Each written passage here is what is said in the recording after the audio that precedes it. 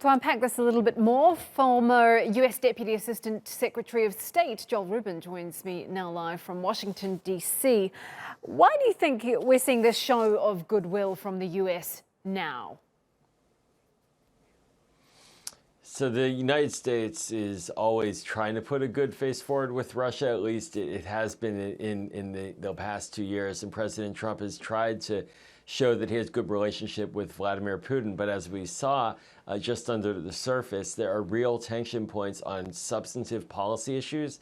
And also the meddling in the 2016 election, that issue has not disappeared, and it's coming into the political dialogue now heading into 2020. So a nice show, but really underneath the surface, not a lot of commonality between the United States and Russia. Let's talk a little bit about some of those substantive issues: Ukraine, Venezuela, Iran, and Syria.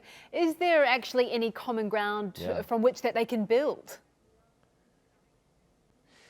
It's hard to see where the overlap will be. Let's take Venezuela for an example. Right now, the United States, we have taken a position that's ensconced in multilateral backing by Western Hemisphere countries to have Juan Guaido take leadership in Caracas. But the Russians, instead of acceding to that, are sending advisors there. And that's a very difficult line. The United States, President Trump, he has not made a firm stand against that move by Moscow. And so Moscow now is able to leverage that and state that they're just supporting the current leader. And it's that kind of move we saw in Syria years ago.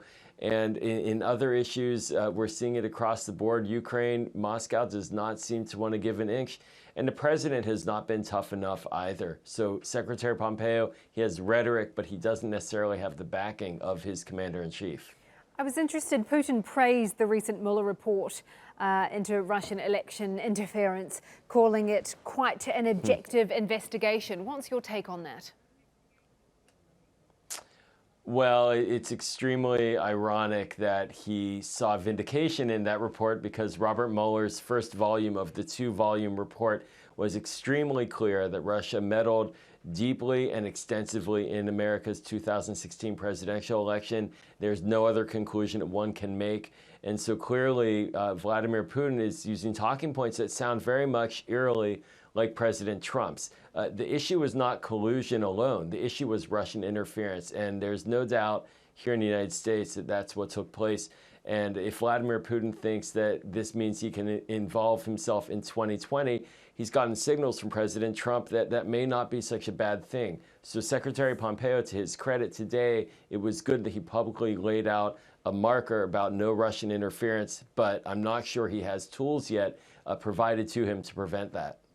We're going to have to leave it there. Thank you for that. That is the former Deputy Assistant for Secretary of State, Rubin.